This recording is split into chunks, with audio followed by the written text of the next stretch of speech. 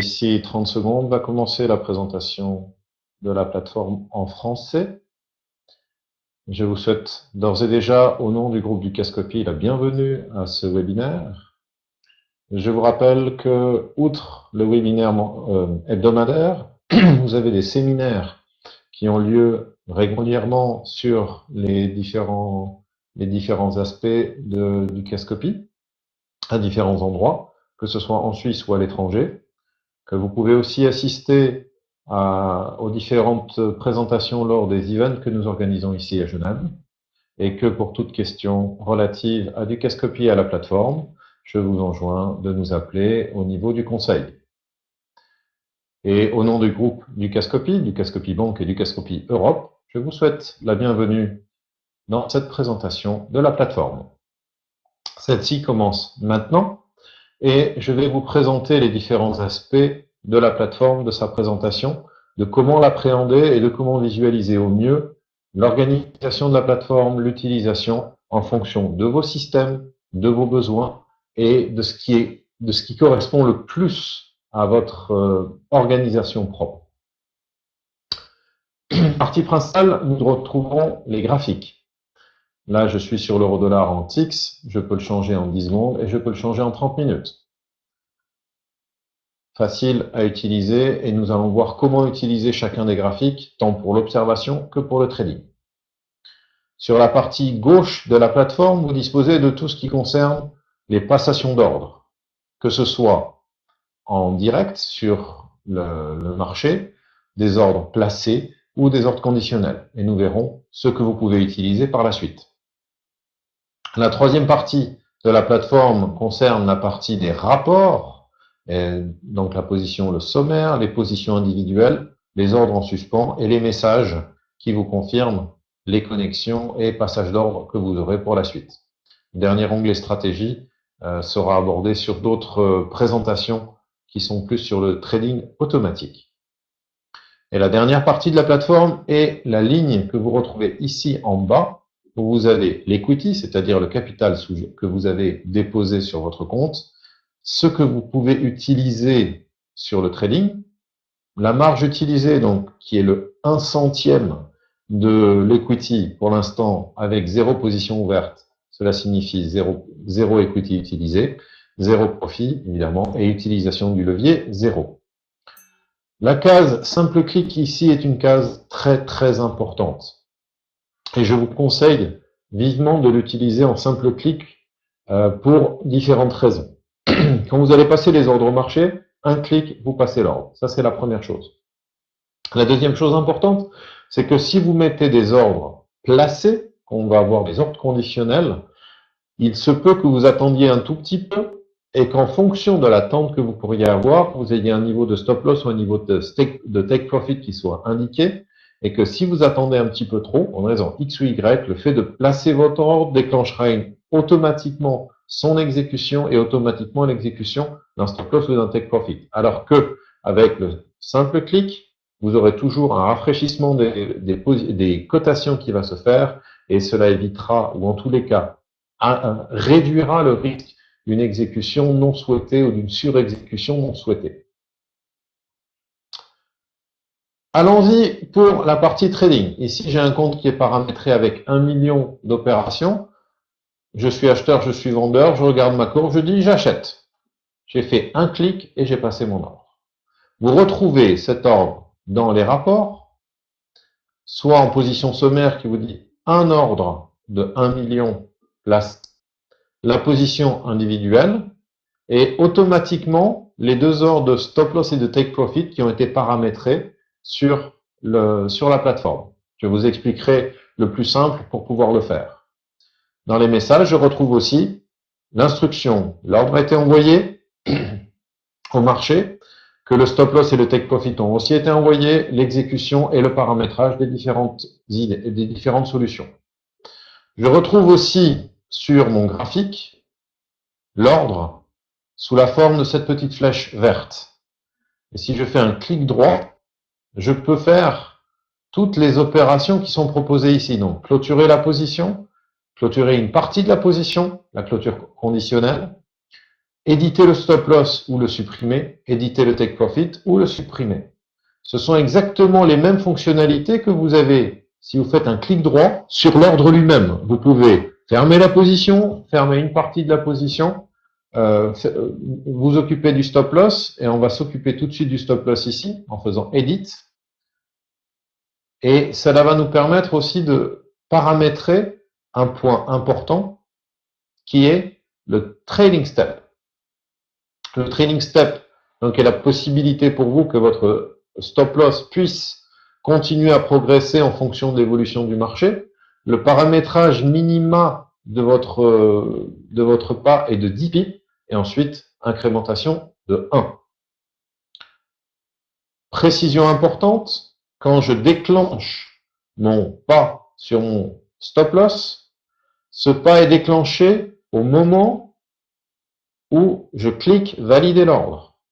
Attention que mon stop loss ne bougera pas par rapport au prix initial d'entrée, mais au moment où j'ai validé ce trailing step. Bien comprendre cette différence pour ne pas être surpris et vous dire, voilà, mais par rapport à mon prix de départ, j'ai eu 10 pips qui sont passés, mais en fait, mon stop loss n'a pas bougé parce que ce n'est pas le moment où j'ai déclenché mon trailing step. Vérifiez bien ces informations. Comme j'ai dit tout à l'heure, fermeture conditionnelle, j'ai 1 million paramétré, je tape 0,5, donc 500 000, je transmets, et ma position est immédiatement changée de 1 million à 500 000. Je reclique, je ferme la position, et là, c'est l'entier de la position qui est fermé.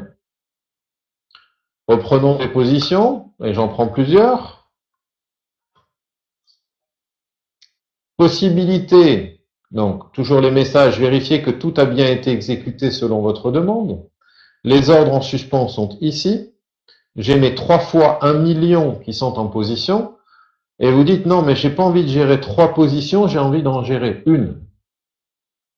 Je peux sélectionner mes 3 positions, faire un clic droit et fusionner les positions sélectionnées. C'est-à-dire que de 3 positions, je vais avoir une position. Et vous voyez le message qui vient automatiquement. Veuillez annuler les ordres en suspens. Je vais sur les ordres, je les sélectionne tous.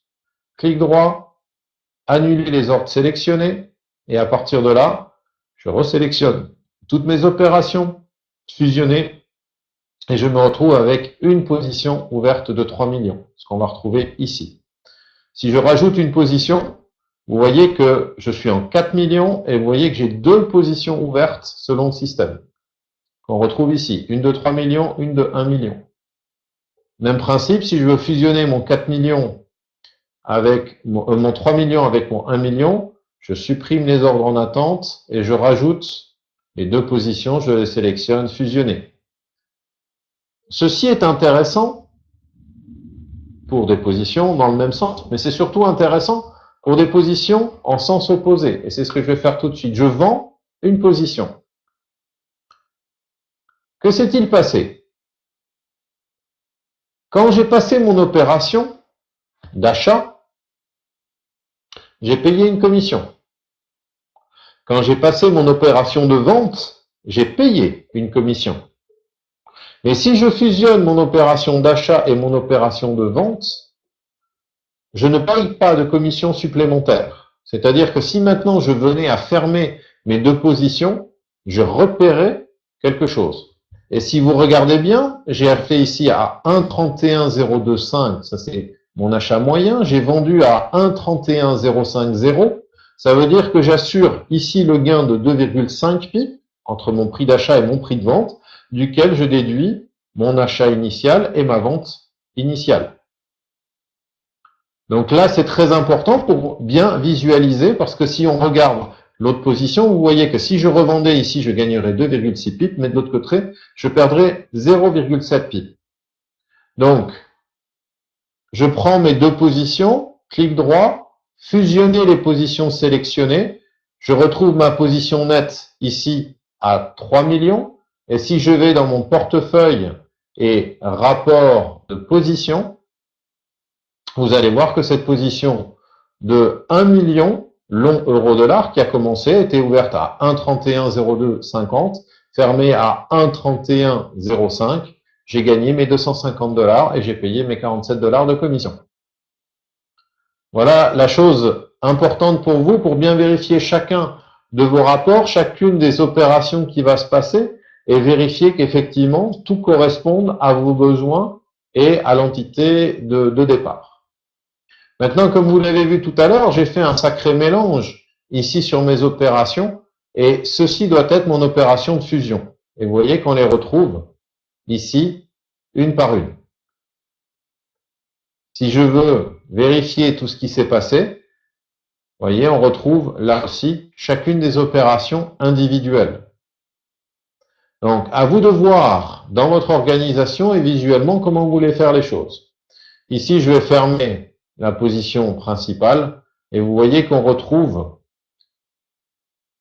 l'intégralité des fusions et de la clôture de la position avec le gain net pour mon opération ou la perte nette pour mon opération, bien sûr.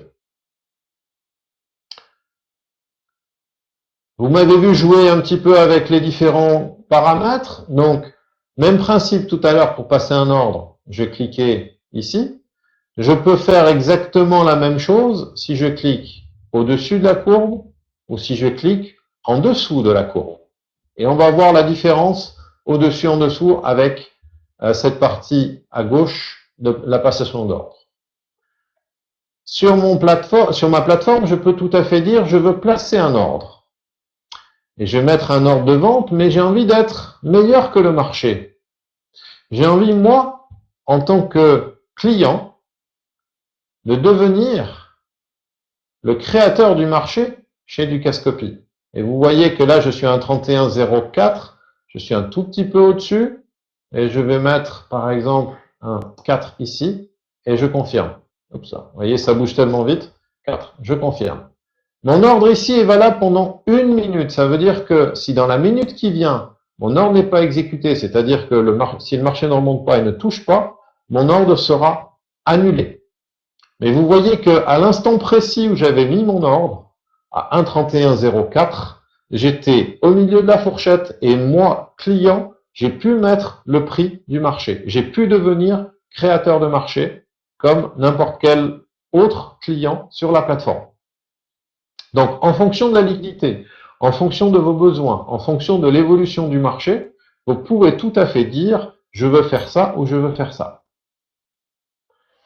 Ce que je peux faire aussi sur cet ordre, s'il est toujours en place, je peux lui ajouter un stop loss et un take profit avant même qu'il ne soit exécuté. Maintenant, si dans la minute, il n'est toujours pas exécuté, cet ordre va s'annuler et je n'ai plus à m'en préoccuper. Je peux faire la même chose dans l'autre sens si je suis acheteur. Vous voyez, la minute est passée, plus de position.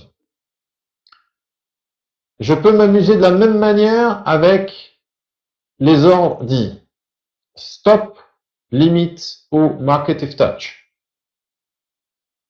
Si vous achetez ici au marché en passant par ces ordres conditionnels, vous allez dire je veux rentrer au marché. On va vous demander, est-ce que vous voulez bien une déviation de temps, un stop loss de temps, un take profit de temps, et vous transmettez l'ordre. La même opération en un clic. À vous de voir la vitesse d'exécution que vous souhaitez et les paramètres que vous souhaitez. Ensuite, vous avez la possibilité de mettre une demande stop ou un ordre stop sur l'offre ou sur la demande.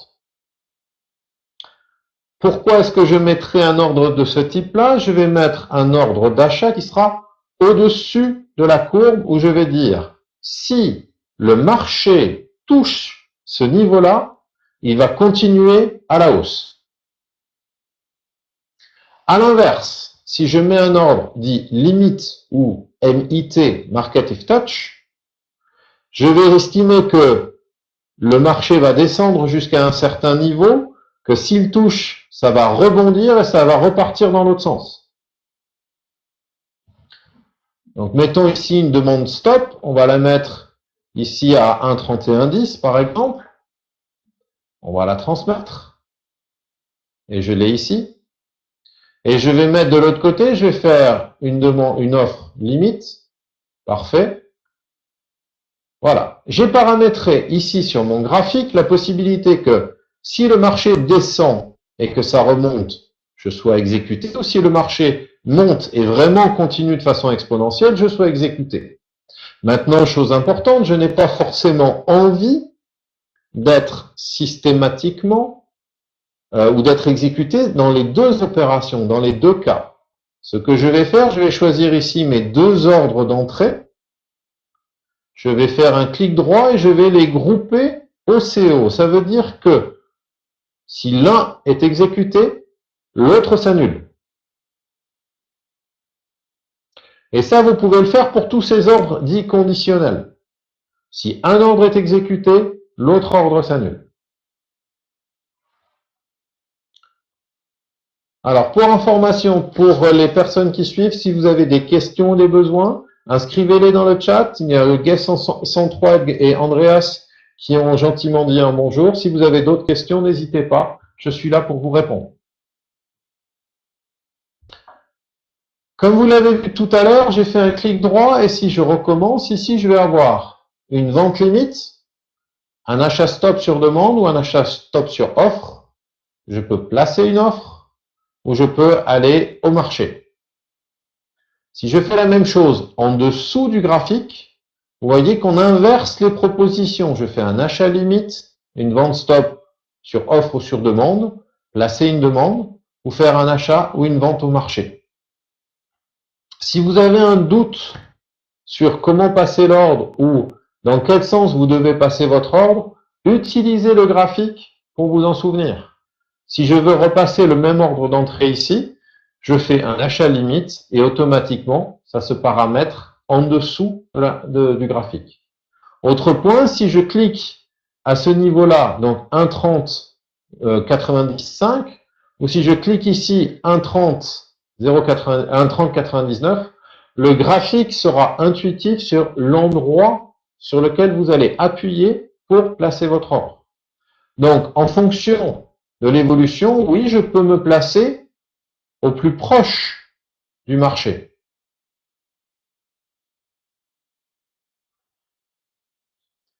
Là aussi, à vous de voir à quelle vitesse vous voulez rentrer dans le marché, quel risque vous voulez prendre et comment vous voulez prendre ces risques.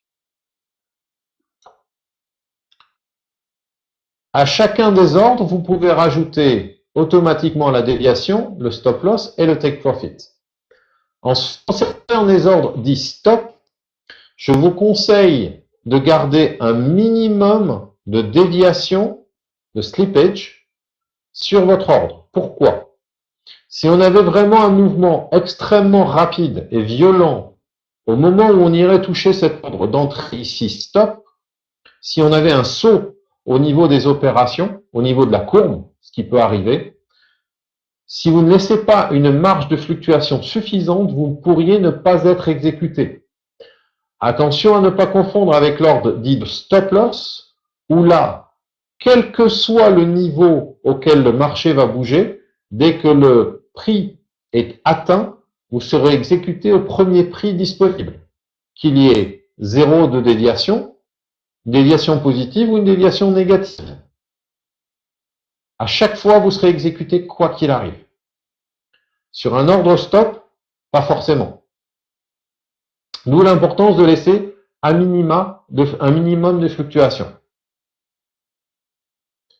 Ensuite, je vais aller ici sur la partie qu'on appelle profondeur de marché. Sur la profondeur de marché, vous avez les 10 premiers niveaux de liquidité pour chacune des devises qui vous sont proposées. Et vous voyez qu'actuellement, on a entre 170 et 180 millions disponibles en un clic sur le marché. À vous de voir si vous avez cette capacité de travailler autant de matière. Maintenant, chose importante, c'est si je dois passer un ordre de 1 million, je sais que je suis exécutable au premier prix. Par contre, si je dois passer un ordre de 10 millions acheteurs, je dois faire un petit calcul, là j'arrive à 5, 6, 8, 10. Je suis obligé d'aller jusqu'au 4e niveau pour faire mes 10 millions. Si je suis vendeur, là je vais aussi jusqu'au 4e niveau. Ça me permet, moi, de savoir quelle va être ma déviation entre mon prix initial, ou le meilleur des prix exécutables, et le moins bon des prix exécutables. Ça me permet de me faire ma moyenne et d'être en place. Si je devais faire ici l'achat des 145 millions, j'aurais une déviation d'environ 1,6 pip, donc de 1,3202 à 1,33,7, 1,6 pip, pour acheter la totalité des 168 millions disponibles à l'instant T sur la plateforme. Plus le ticket est petit, plus l'exécution sera facile puisqu'il y aura de la liquidité. Si je dois faire un ticket de 100 millions, vous voyez qu'on est obligé de prendre la liquidité des 10 premiers niveaux. Et on peut retrouver cette information si ici je passe un ticket de 10 millions, pof, il est parti, et je vais aller chercher dans mon portefeuille et je vais aller dans le trade log, je vais trouver l'information sur ces 10 millions, comment il est décomposé et à quel niveau j'ai payé telle ou telle partie de l'opération des 10 millions. Voilà. Si on retrouve ici les 10 millions, vous voyez, je suis allé à 3 niveaux, donc à 1,32,5, 6 et 7 pour passer, ce qui veut dire que 1,31,02, 6 est ma moyenne pour l'achat des 10 millions. Là aussi, c'est quelque chose de, on va dire, de très facile et très simple à comprendre pour savoir jusqu'où vous devez aller pour récupérer l'élément d'investissement. Instruments.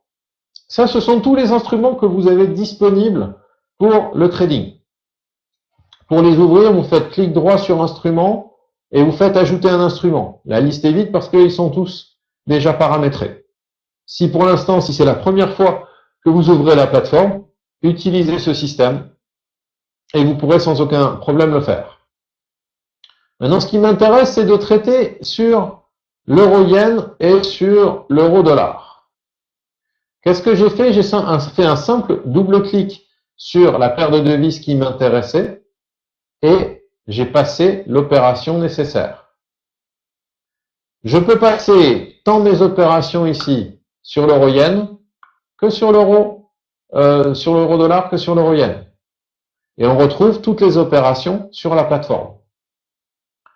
Je peux aussi, si je prends ici l'euro-yen, je fais un clic droit et je fais ajouter un graphique, ouvrir le modèle graphique, et je vais avoir,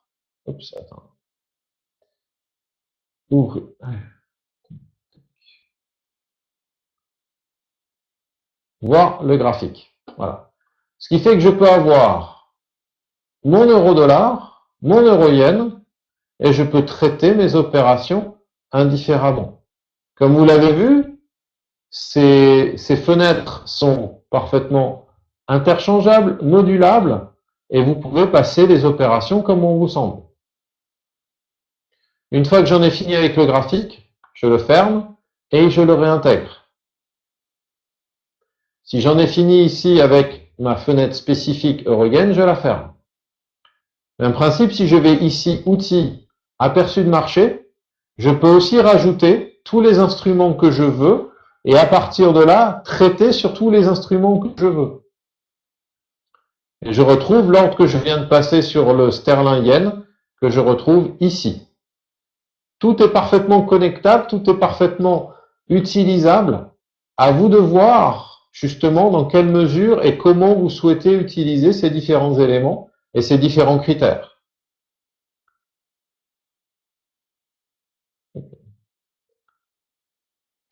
Regardez bien tous ces paramètres, regardez bien en fonction du nombre d'ordinateurs que vous avez ou d'écran d'ordinateur que vous avez, comment vous voulez paramétrer les différents critères, comment vous voulez traiter sur l'un ou l'autre des instruments, des graphiques, de la plateforme. Même principe ici, si je clique sur le cadre ici, j'ouvre ma fenêtre d'ordre et je peux sans aucun problème la rajouter et la mettre et la remettre dans le système. À vous de voir la simplicité et la facilité d'utilisation que vous avez.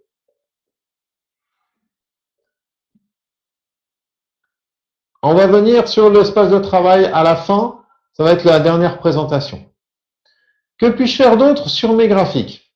voyez, si je mon graphique, je peux sans aucun problème me balader avec lui. Je peux, avec l'échelle du temps, bouger les paramètres dans un sens ou dans l'autre. Je peux faire ces mêmes informations avec la loupe plus ou la loupe moins. À vous de voir ce qui est le plus simple et le plus efficace pour vous.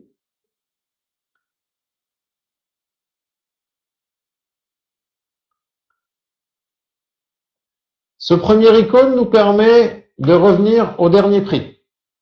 Ça, c'est quelque chose d'important. Vous faites une recherche, vous revenez au dernier prix, un simple clic vous le permet. Le premier icône vous permet de bouger le graphique et de décoordonner l'échelle qui vous est proposée. Là aussi, c'est à vous de voir ce qu'il est intéressant pour vous de vérifier et de comment vous voulez le faire. Si vous restez cadenassé, le graphique restera à la proportion la plus naturelle et logique en fonction des échelles qui vous sont proposées. Ces échelles sont soit mobiles, soit que l'on peut fixer par les outils.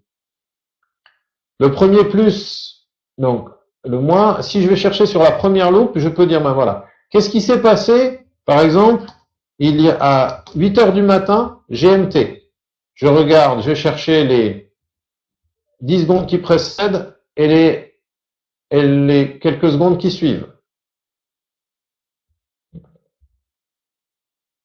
Montrer, et automatiquement, mon graphique va aller chercher cette proportion-là d'activité de l'euro-dollar à 8h25 GMT.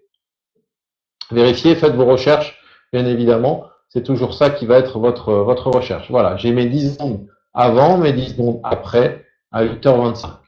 J'ai mon marqueur de temps que je peux mettre. Il était 8h25 et 30 secondes. Voilà. Qu'est-ce qui s'est passé pendant cette période-là? Pas grand-chose. C'est relativement flat. Je peux aussi marquer une ligne horizontale. Là aussi, à vous de voir ce que vous voulez voir et comment vous voulez le voir. Une fois que j'ai fini, je reviens sur mon premier icône et automatiquement, je reviens à mon dernier prix. Je peux rajouter des indicateurs. Je ne connais pas tous les indicateurs, mais vous en avez à peu près 180 disponibles. On va chercher ici le Moon. Voilà. Utilisation, à vous de voir l'essentiel. Comme vous l'avez vu aussi, si vous faites, donc dans les indicateurs, vous avez quelque chose qui vous intéresse, par exemple le Gator, vous pouvez aussi aller chercher un indicateur propriétaire que vous pouvez mettre sur votre élément.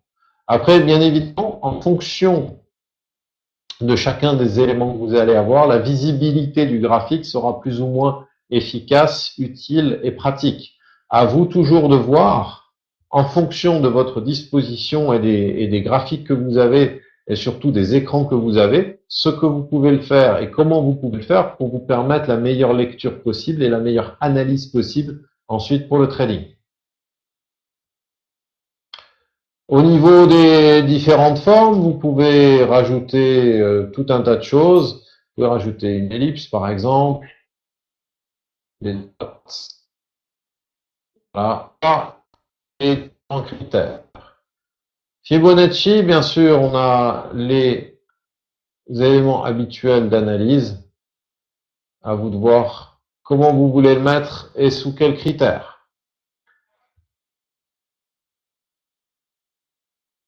Dernier élément, là aussi vous avez la possibilité de voir des informations. Vous avez un pointeur pour aller chercher quelque chose en particulier. Et le dernier élément sont les couleurs des graphiques. Vous avez le default qui est présent ici. Hop, on config et ça me le met sous la couleur principale. Si vous aimez un fond noir, un fond jaune, un fond orange, un fond vert, tout ce que vous voulez, utilisez-les. Ça marche aussi. Là aussi, c'est simplement du visuel. Alors, on va s'amuser. On est gagnant sur toutes les opérations. On fait un clic droit. Fermer les positions sélectionnées. En 2 clics, j'ai pu clôturer l'intégralité de mes positions. Et aujourd'hui, avec du profit. Tant mieux. Alors, je précise, c'est un compte de démonstration. Je n'ai pas le droit d'avoir un compte live. Ça fait partie d'une des règles de la banque. Dernier élément qui va être important, ce sont ici les modèles. Vous pouvez en ouvrir, vous pouvez en fermer, vous pouvez sauvegarder différentes fonctionnalités. Et le dernier élément que l'on va aller voir ici, ce seront les outils. Quand vous allez dans les préférences, vous pouvez paramétrer vos différents systèmes de trading. Vous avez notamment ici le montant que vous voulez utiliser. Là, j'ai paramétré 1 million. Si vous voulez faire 100 000, vous avez le choix de dire ici 0,1 pour faire 100 000 par rapport à 1 million, ou dire milliers, ben, j'en ai 100, ou alors en unité, j'ai 100 000. Là aussi, c'est toujours vérifier ce que vous voulez faire et comment vous voulez le faire par rapport à vos avoirs sous gestion et par rapport à votre capacité de trading et votre volonté de trading. Au niveau des onces d'or, le minimum à traiter sont de 1 once d'or et augmentation par 1. Le montant minimum en onces d'argent sont 50 onces d'argent avec augmentation de 1. La déviation, donc, c'est quelle est la liberté que vous laissez à votre système pour traiter, surtout si vous avez des montants plutôt élevés. Alors, et vous allez voir, j'espère qu'on va voir l'incident ici. On va pouvoir être exécuté sur l'ordre d'entrée bid. Et si ça continue, on va avoir l'autre ordre qui sera ici en attente, qui devrait être éliminé. On en est très très proche. On va voir si ça se passe et on espère que ça se passera comme souhaité. On revient ici dans les préférences. Au niveau du stop loss paramétré à 50 pips, là aussi vous le mettez comme bon vous semble. Au niveau du take profit, même principe. Trailing stem paramétré à 10 pips. Au niveau des ordres placés, au niveau des ordres d'entrée, on est paramétré à 10 minutes. Tout à l'heure, je vous ai fait des ordres 1 minute, ou alors vous pouvez tout à fait changer en fonction des besoins. Ici, j'ai un montant maximum d'opérations qui est fixé à 25 millions. Pour l'or, c'est 10 000 unités d'or et 250 000 unités d'argent. Là, on parle de montants relativement importants. En principe, c'est paramétré là aussi de façon à ce que ce soit relativement logique. Le négoce avec simple clic est fait et sélectionné. Le négoce sur graphique aussi, la validation des ordres. Et là, vous pouvez tout vérifier, notamment pour le stop loss et le take profit qui sont placés immédiatement lorsque je passe un ordre au marché. Au niveau du graphique, là aussi, je peux paramétrer pas mal de choses, notamment ici, si vous n'aimez pas voir trop de chiffres sur le graphique, vous pouvez désélectionner différents éléments et vous permettre d'avoir un graphique un peu plus libre au niveau de la visibilité.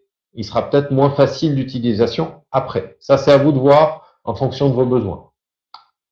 Sur la période, si j'ai des périodes qui m'intéressent mais qui n'existent pas, par exemple, je prends ici un 3 heures, je rajoute mon 3 heures et je pourrais choisir dans ma plateforme une solution de plage horaire de 3 heures. Vous pouvez le faire avec n'importe quelle entité que vous avez là.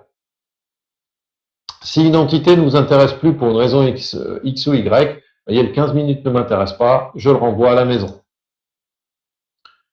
Ensuite, pour la couleur, là aussi, vous pouvez choisir des couleurs qui sont prédéfinies, ou vous pouvez vous-même les définir en nommant, par exemple, ici, un nouveau modèle qui vous intéresse, vous le sauvegardez, vous définissez les couleurs, vous re-sauvegardez derrière, et ensuite vous pourrez appliquer tout ça à tous vos graphiques et faire en sorte que tout soit le mieux possible.